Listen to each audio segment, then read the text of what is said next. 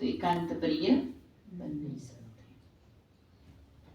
तो इस शिवरात्रि पक्की बाबा से ऐसी प्रतिज्ञा हम करें कि जो बाबा आपने हमको एकता में रहना सिखाया है, आदेश दिया है, एकाग्रता, बाबा के प्यार में मगन रहना, योग में एकाग्रता से घंटों बैठने का अभ्यास, वो मुझे करना है।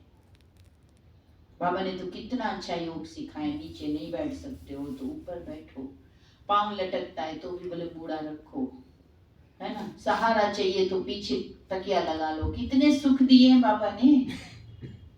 फिर भी हम एकांत में योग में नहीं बैठेंगे, तपस्या की रुचि नहीं रखेंगे, तो धर्मराज जब पूछेगा तो क्या बताएंगे? आए थे हरि भजन को, संगम युग में भी बस यही सब कुछ किया, तेरा मेरा ये वो इसका उसका। आए थे किस लिए?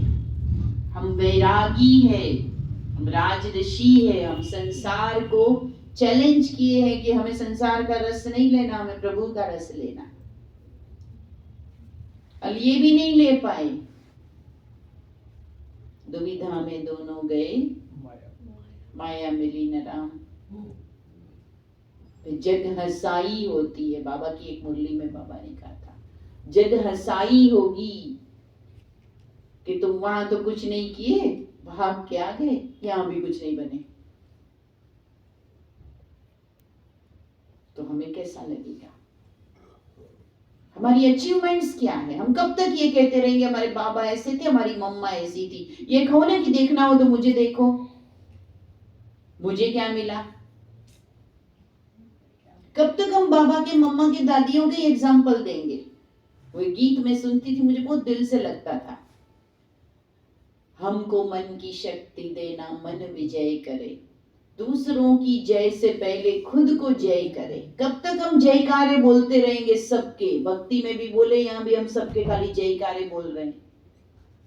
मेरी जय कितनी हुई ये मैं कब प्रत्यक्ष करूंगी?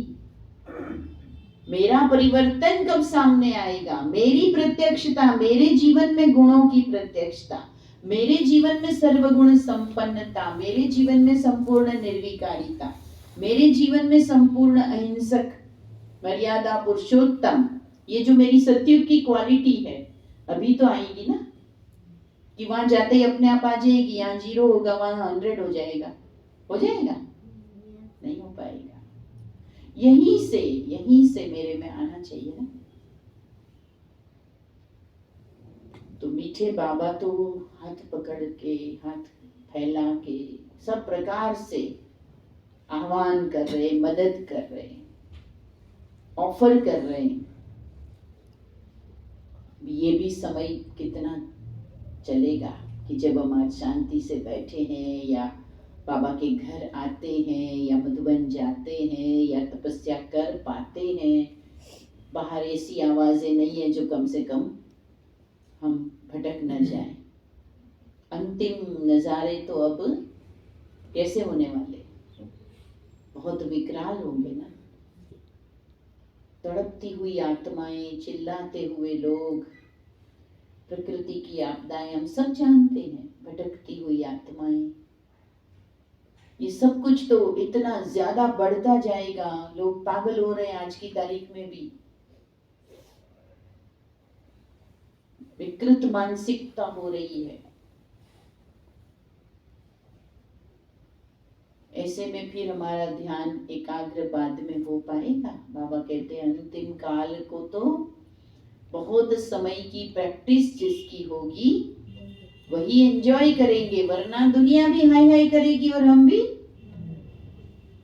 हमें क्या करना है?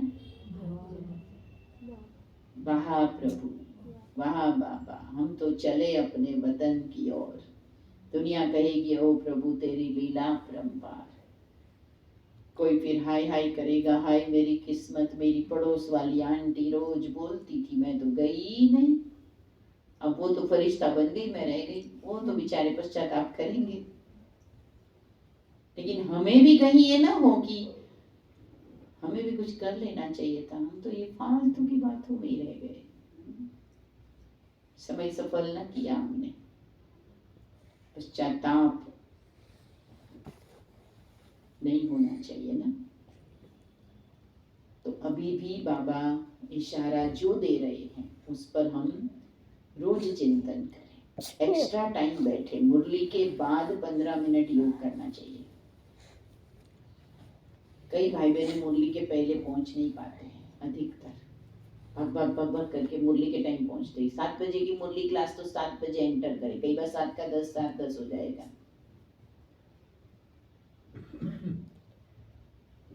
तो कोई बात नहीं, चलो शुरू में बाबा तो कहते मुरली से पहले भी 10 मिनट आधा घंटा योग युक्त होकर बैठने से मुरली की एक एक बात ऐसे उतरती है जैसे कि तैयार धरनी में बीज डाला जाता है। दूसरी आदत ये सबसे अच्छी है कि मुरली के बाद 15 मिनट बैठना चाहिए। मुरली पूरी हुई और हम घड़ी देखें और भागे, या मुरली पूरी हुई कि हमारा ध्यान काम में, नाश्ते में, इसमें उसमें भाग जाए तुरंत, तो फिर वो रस बाबा ने जो कहा उसका करने का जो प्लानिंग है वो नहीं कर पाते हैं। 15 मिनट बैठ जाए मुरली के बाद, पावरफुल बैठे, हो सकता है, हो सकता है। कभी कभी भट्टी करना क्यों, रोज भट्टी। जिसको जितना टाइम है सेट करो। घर में भी मुरली सुनो तो मुरली के बाद 10 मिनट फिर बैठ जाओ, क्या सुना मैंने, ऐसे नहीं कान से निकल गई बस मुरली सुन ली। इतना बड़े बाप ने कहा है, अब मुझे क्या करना है, कैसे करूंगी, चिंता हो जाए अंदर। मुझे याद है हम 1980 में ज्ञान में आए, जब पहली बार 81 में मधुबन में आए तो दादियों को देखा, सब देखा। छोटी थी उम्र तो 11 साल 12 साल की, मुझे याद है, मैच्योर ज्ञान में तो। पर चिंता ऐसी लग गई कि 1937 में भगवान आया और इन सब ने उसी टाइम पहचान लिया। 37 से लेकर 80 तक इतने सालों में इन्होंने कितना सीख लिया, और हम तो अभी आए, बहुत पीछे रह गए। अब क्या सीखेंगे, कितना बन पाएंगे। तो ऐसे एकदम जबरदस्त अंदर प्रेरणा आती थी कि बस अब सब कुछ छोड़ छाड़ के लग जाओ, नहीं तो ये तो सब बन गए, हमारा तो नंबर कब आएगा। उस समय ये चिंता लग रही थी। अभी तो और भी ड्रामा का पर्दा बंद होने वाला है। अभी तो सतयुग का पर्दा खुलने का टाइम है। अभी भी नहीं करेंगे, चिंता नहीं लग गई अंदर, तो नहीं हो पाएगा। अटेंशन तो बहुत पावरफुल, अपने आप को चिंतन, चाहे शरीर की बीमारी का, चाहे संबंधी, समाज, बदनामी का, धन की कमी का। बाबा के जीवन में आए, सारे पेपर आए, अखबारों तक भी नाम हुआ, कोर्ट में भी केस हुआ, है ना। खुद के बच्चे भी, सब तो नहीं चले ज्ञान में। जिस तन में भगवान आया, समाज जहां इतनी प्रतिष्ठा थी वो भी, तो विघ्न तो आने ही है। और वो सारे पेपर हम पास न करें तो कैसे चलेगा। तो मैं गुजरात में ही समर्पित हुई 1986 में, 7 साल तो वहीं गुजरात में ही थे। लेकिन बचपन में एक कविता आती थी हमारी टेक्स्ट बुक में, तो मुझे ऐसी जगह जाना है जहां मेरे साथ कोई गाइड न हो और वहां पहाड़ ही पहाड़ हो, अकेले घूमना है उन पहाड़ों में। पता नहीं, वो कविता सुनते समय अंदर ऐसे लगता था जैसे मेरे लिए है ये, मुझे कोई ऐसी जगह जाना है। गुजराती में थी। तो फिर समर्पित भी हुए। छोटी सी एज में आ गए थे, जब 10th की रिजल्ट आई तब तो मैं सेंटर पे आ गई थी। सेंटर से ही बाकायदा वाइट ड्रेस में रिजल्ट लेने गई। तो बोर्ड में सिटी में फर्स्ट नंबर था मेरा। जब रिजल्ट की बात आई, प्रिंसिपल को पता चला कि ये पढ़ाई छोड़ रही है, तो बुलाया चैम्बर में, बोले आपको मार्कशीट नहीं देंगे, पहले आप बताओ आपका फ्यूचर प्लानिंग क्या है। हमने कहा हम ईश्वरीय पढ़ाई पढ़ते हैं और उसी को पढ़ाने में भी सीखना है, तो अभी हम सेंटर पे रहते हैं। क्या बात है ना? ऐसा नहीं होता है, पढ़ाई तो पढ़नी है। आपके मम्मी पापा को बुला के लाओ, पेरेंट्स को, नहीं तो फिर हम रिजल्ट मार्कशीट ही नहीं देंगे। बुलाया तो उनको कहा कि कोई फाइनेंशियल प्रॉब्लम हो, कोई आर्थिक समस्या है, कोई अन्य कोई बात है तो हम सुलझाएंगे, लेकिन मतलब होनहार छात्रा कोई हमारी पढ़ाई छोड़ दे तो ये तो स्कूल का भी लॉस है, हमारा भी स्कूल का नाम रोशन होता है। और कैसे? तो बोले हमें तो कोई प्रॉब्लम नहीं है, पर इनकी अपनी बात है। तो मुझे मेरी क्लास टीचर लिटरली बहुत रोई, अलग ले जाके लैब में बहुत समझाया, देखो ऐसा नहीं होता है, सबके जीवन में होता है, भगवान होता है, धर्म होता है, ये होता है, शादी करके भी सब कुछ होता है, ये होता है, वो होता है। बहुत मैंने बहुत नशे से उनको कहा कि मैडम, हमारे वहाँ बहन बोलते हैं, जिस दिन आपको ये ज्ञान समझ में आएगा ना, तो आप तब मानेंगे कि दुनिया की ऊंची से ऊंची पढ़ाई और ऊंचे से ऊंचा कार्य यही है, बाकी कुछ भी नहीं है। मुझे पहले बहुत पढ़ने का मन था, पापा को भी ये था कि अच्छा पढ़ रही है तो अच्छा पढ़ाएंगे आगे तक, लेकिन सेंटर पर जब ज्ञान मिलता है तो लक्ष्य अलग हो जाता है ना हमारा। तो सेंटर पे हमारी दीदी पंजाब की थी, वो जब वहाँ आई तो गुजरात में हिंदी से काम नहीं चलता, गुजराती हैंड चाहिए।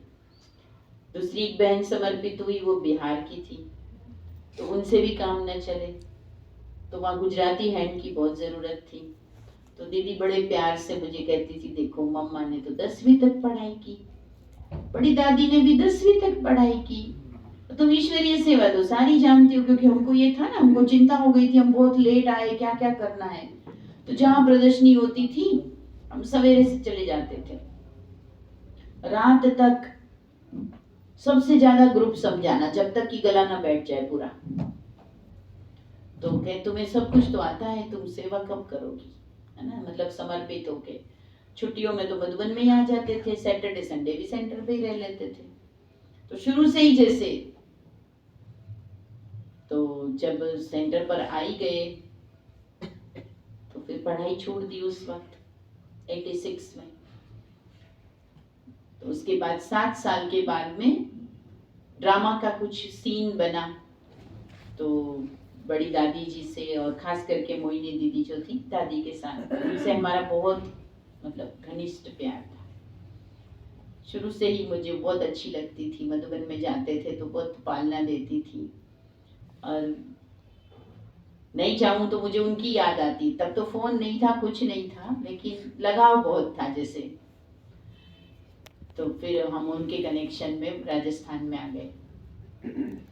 तो राजस्थान में तो आ गई मैं, पर जब मैं गुजरात से राजस्थान में आई तो वास्ट डिफरेंस। गुजरात में बहुत सेवाएं की भी और है भी, बढ़ती भी है।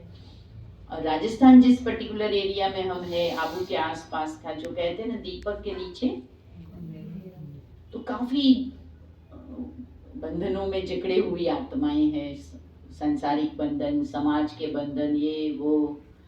तो हमको लगता था कि यहाँ भी हमें सेवाएं बहुत करनी है। तो मैं सवेरे से निकल जाती थी, क्या नाश्ता किया न किया, और एक गांव में गए, दूसरी जगह गए, उधर गए कि भाई कहीं भी सेवा हमें बढ़ानी है। तो अगले मतलब 3 महीने में ही मुझे इन्फेक्शन लग गया, क्योंकि साधन होते नहीं थे, धन होता नहीं था, पर सेवाओं का तो लक्ष्य रहता है। जो साधन मिले उसमें। तो आपने वो जीपे देखी होगी ना, राजस्थान में वो खुली जीपे चलती है, उसमें कैपेसिटी होती है मैक्सिमम 8 लोगों की, मैक्सिमम। ड्राइवर के साथ 2 बैठ सकते हैं, पीछे 3, इतनी होती है मतलब कैपेसिटी। उस 8 की कैपेसिटी वाले में 30-35 लोगों को भी भर देते हैं। और वही चलती है लोकल में, जहाँ गांव के रास्ते पे, तो उसमें भी जाना, जिसमें भी मिला, है ना। तो इन्फेक्शन की वजह से मुझे